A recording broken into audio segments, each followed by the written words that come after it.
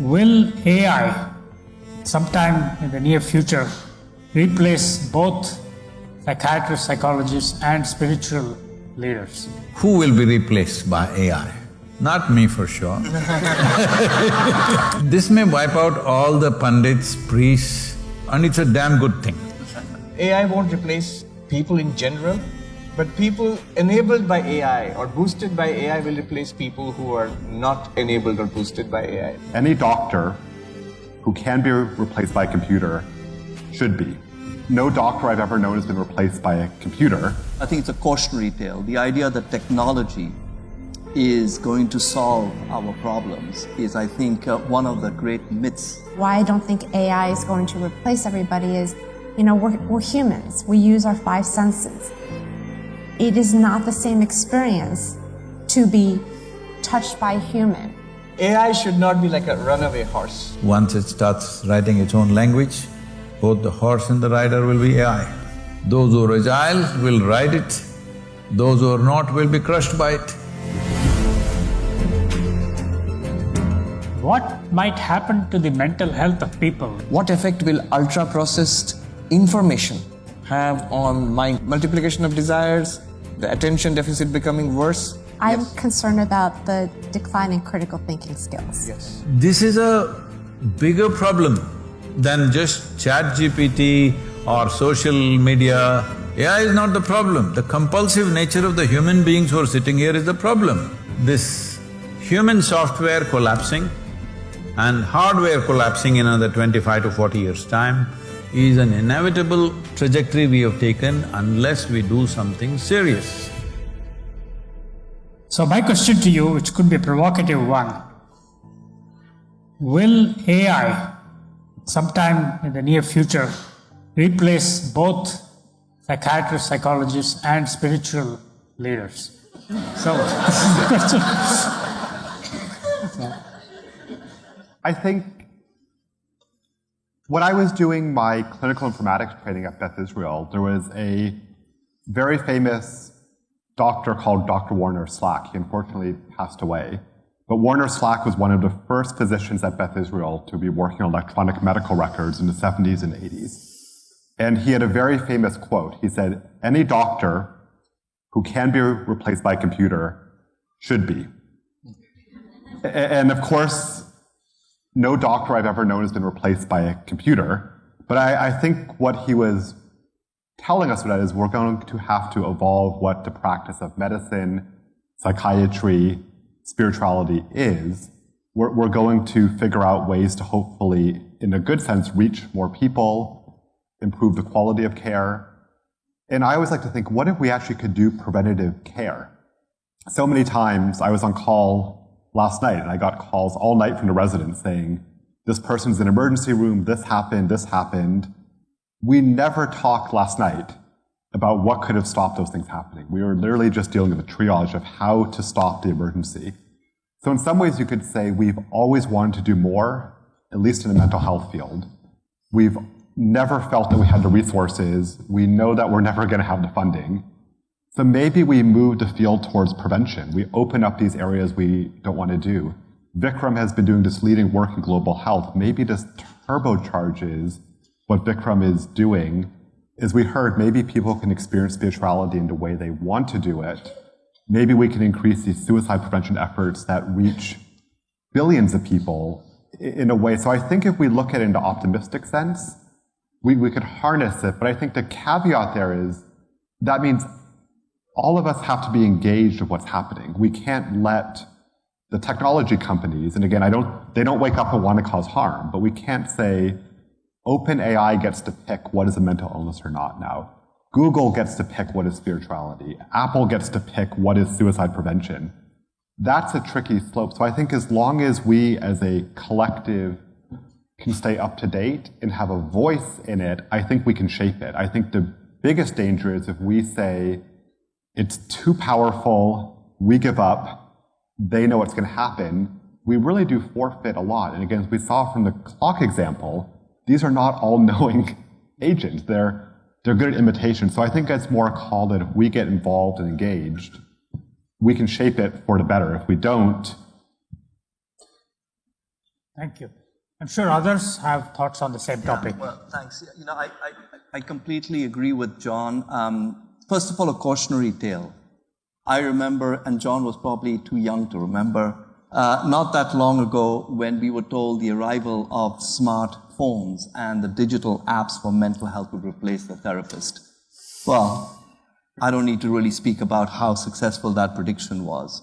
And so I think it's a cautionary tale. The idea that technology is going to solve our problems is, I think, one of the great myths that has been perpetuated by the technology industry for its own good reason.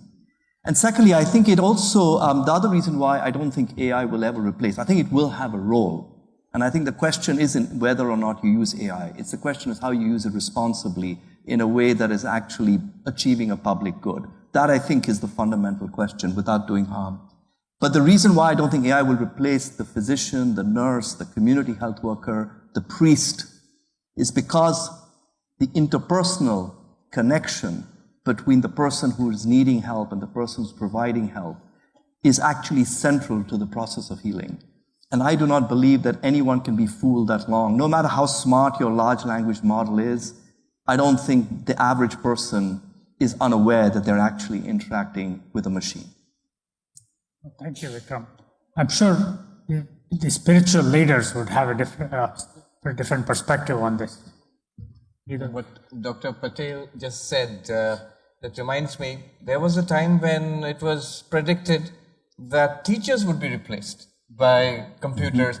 Long before that, teachers would be replaced by the advent of television. And we know that didn't happen at all, nor by computers.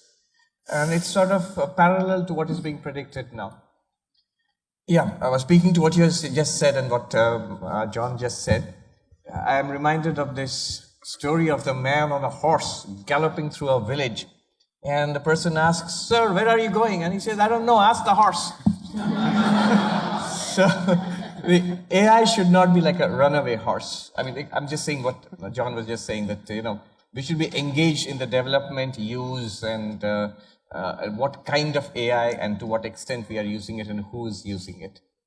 I think what will happen is, in all professions, not just psychiatry, and in all professions, it's AI won't replace people in general, but people enabled by AI or boosted by AI will replace people who are not enabled or boosted by AI. That to some extent can happen. Thank you. I really appreciate the optimism of all three of you. You know, this is in the context of a number of people like Jeffrey Hinton who have said there is a 10% chance of human extinction with AI and so forth. But it's great to hear this optimism in this field. AI should not be seen for the way it is right now. It's in its infancy. A time will come when both the rider and the horse will be AI. It's not just the rider. That's not far away. Maybe 15 years, 25 years. And about, can we manage this? See, every time a new technology comes, always everybody thought that's going to rule everything. But we made laws, understood the norms and tried to adjust ourselves. The issue or the possibility of AI is, it moves so rapidly, no legislature will move fast enough. No social structure will move fast enough to make any corrections. Not even no individual human being may move fast enough to adapt to that. It will move that rapidly. Once it starts writing its own language, both the horse and the rider will be AI. So will it go out of control and do something? So every technology has caused some harm to us and brought some benefit to us. This is the same thing. Maybe because it happens so rapidly, within the span of few years, people are a bit terrified about it. Things have happened to us. Somebody invented a coal engine, we've all inhaled this smoke and millions have died. You and me are sitting here, so we think coal engine is okay, but millions died. So similarly, this will also do things. Every technology does that. It's just that it allows you enough time. This one won't you allow time. In your lifetime, it may change significantly, 10 to 20 times in one generation's time. So, that is the alarm bell, but I feel new possibilities cannot be stopped. Those who are agile will ride it, those who are not will be crushed by it. That's about the way everything has happened. But here it looks more cruel because in our own lifetime, within few years it's going to happen, or months it can happen. That's the thing. About who will be replaced by AI? Not me for sure.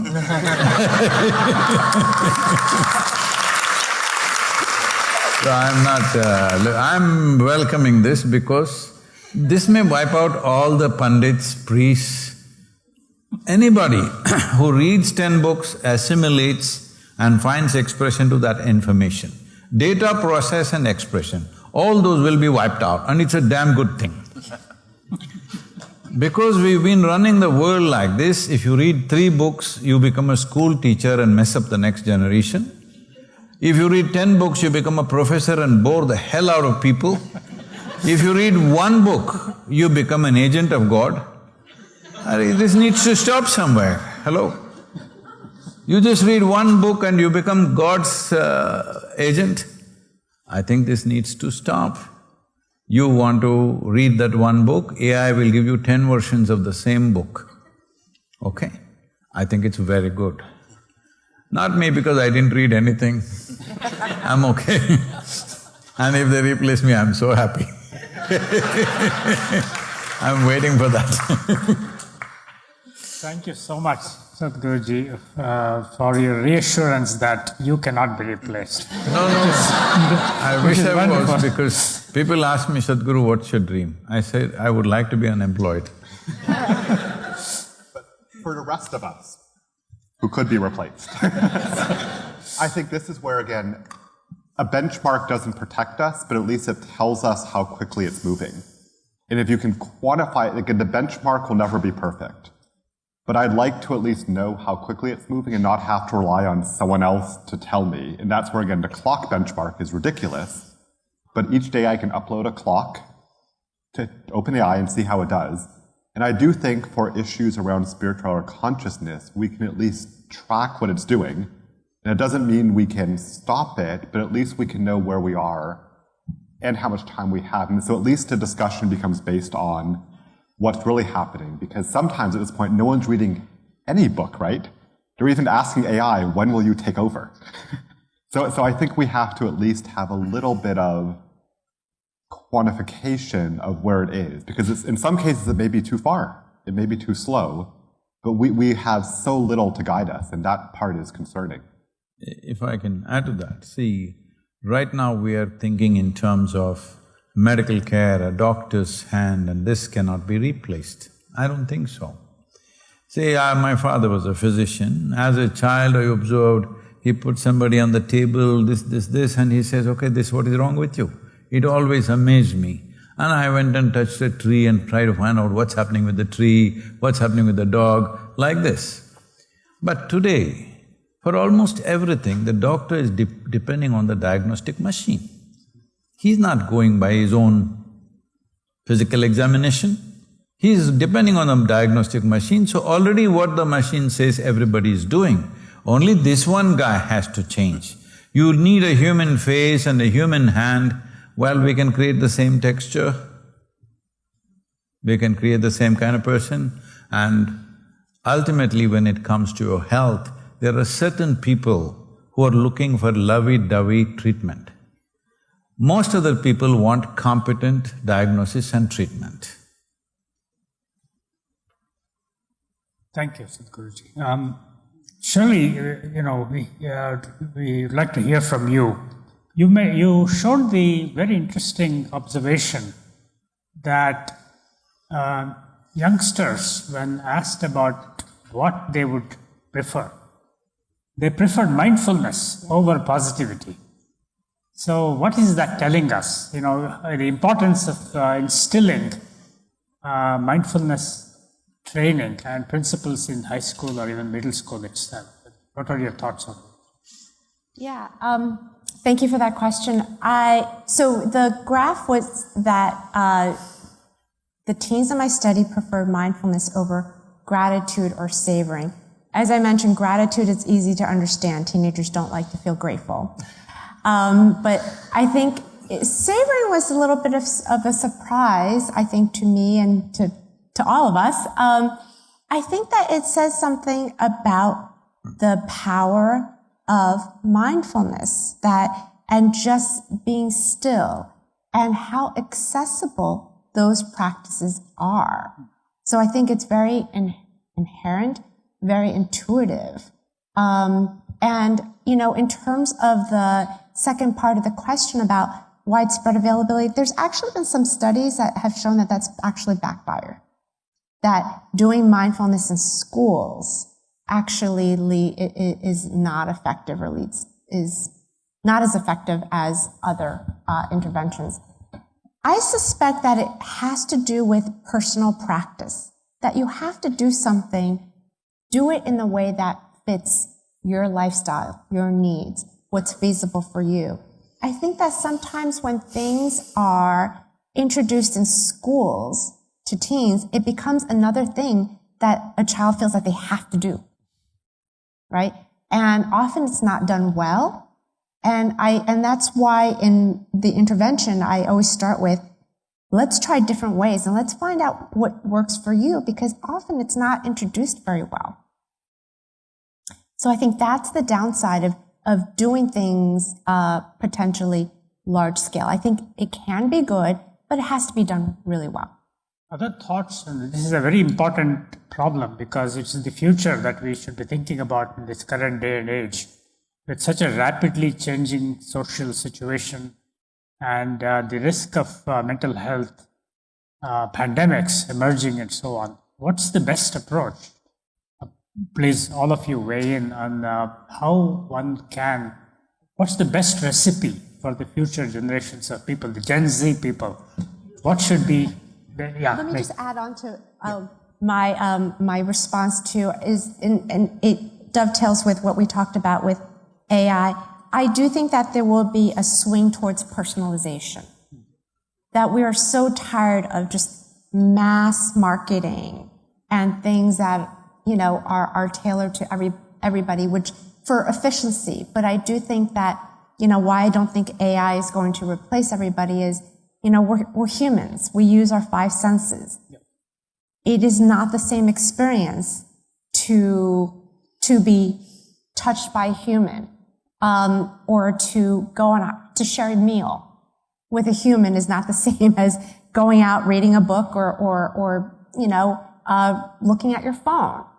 We use all of our senses, and I suspect that there will be a bigger swing towards the importance of individual personalization, whether that's in treatment or just the value of that relationship.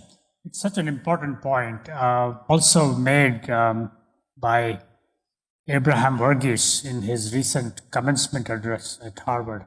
The power of the human touch, which we'll have to preserve in this era of expanding technology. The human touch might be going away. Yes. So I just wanted to also follow on from what Shirley said about personalization. I completely agree with her. I think the challenge really lies in the biomedical paradigm, Keshwan. The way we conduct science is around a specific intervention for a specific diagnosis. This is a fundamental problem in the mental health care system because mental health problems, as John showed, are extremely nebulous. They're amorphous. There is no clear distinction between these diagnoses, and they presume a single line of causation for every individual with that diagnosis, even though all of us know as practitioners that is completely false, that each of us carries a range of different reasons and experiences that might explain my mental health as opposed to yours. And so person-centeredness is, unfortunately, actually at loggerheads, not just with AI, actually with the way the biomedical enterprise particularly in mental health, is practiced. So it does require some reflection on how we go to person-centeredness. To your other point about the mental health crisis, I don't think we're going to ever, achieve a resolution of that crisis just by treatment. So whereas person-centered care is very valuable, no matter how much person-centered care we do, in no area of medicine have we ever reduced the burden of conditions by treating people. We've done it by prevention. The best example in modern times is lung cancer. If it's vanishing in most parts of the world, it's not because of lung cancer surgery. It's because, of course, smoking reduction. And so I think the question for the profession is what are the kinds of alliances we can make, because the profession does not have the solutions for prevention. How can we ally with, for example, spiritual practices, with social services, with those kinds of sectors that interface with childhood and adolescence and schools, for example? What can we do together collaboratively to actually address the root causes of mental health problems? Thank you. I think it's a very important tension in the field, if you will. You point to the importance of person-centered therapy across all of medicine, which I completely agree. But does that have to be at an exclusion of precision medicine and personalized medicine? To give you an example, if there is a patient with psychosis that presents to us, does not any kind of psychosis, but related to NMDA receptor antibody dysfunction. That person does require a precision treatment of an antibody treatment. But the person might refuse it because he's a Jehovah's Witness. He doesn't want a blood product. So there comes the person-centered medicine. So I'd like to figure out an alternative treatment, but still that targets the pathology. So what I'm arguing is that a person-centered and a personalized precision treatment, they both have to go hand in hand rather than a either-or distinction. Yeah, I agree. I think that there's an intersection, but I think also there is something about person-centered medicine that will never be addressed by personalized care. For example, addressing someone's social and spiritual needs. It doesn't fall within the biomedical paradigm of causation. Our biomedical paradigm of causation assumes that all health is produced within our body. And certainly this is not true for mental health problems. And I think, therefore, if the personalized system could find a way to incorporate social interventions, such as, for example, addressing loneliness or spiritual needs, then yes, maybe the two will overlap a lot. But as long as personalized medicine, to my knowledge, remains focused on biological mechanisms, I feel that we will be missing a huge part of what person-centeredness is. If I can, please. Other thoughts? Yes, please. So in 100 people, if 2%, 3%, 5% are sick, you can call them patients. When 18–20% are sick, it's a phenomenon.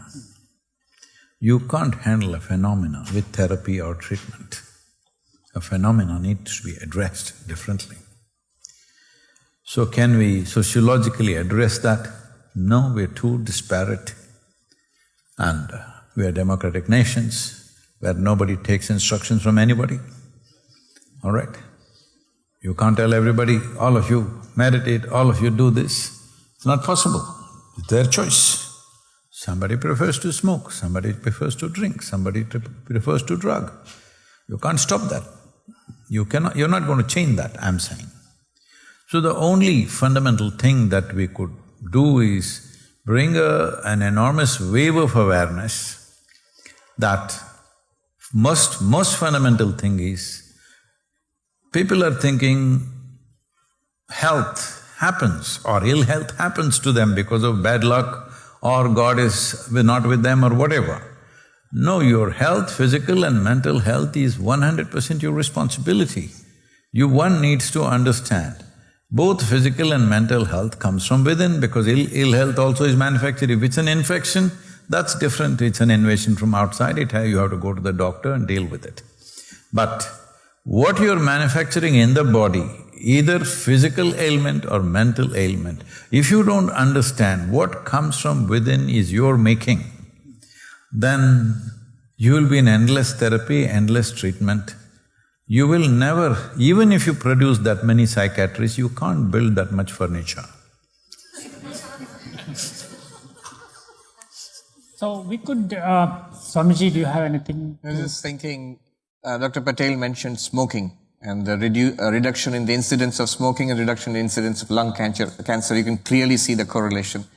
What will the effect of AI be? Will it be something like that? Like there will be a major impact on our mental health?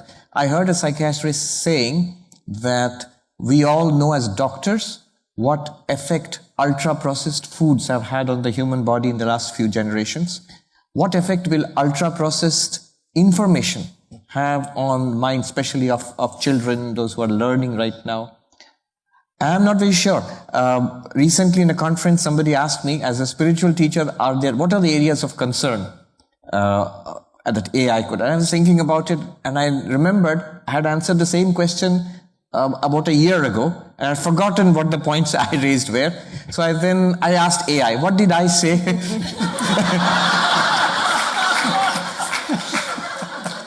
But then AI told me immediately, this is what you said. And so anyway, these are the three areas, I'm just raising them. What harm it can cause, especially from the spiritual perspective.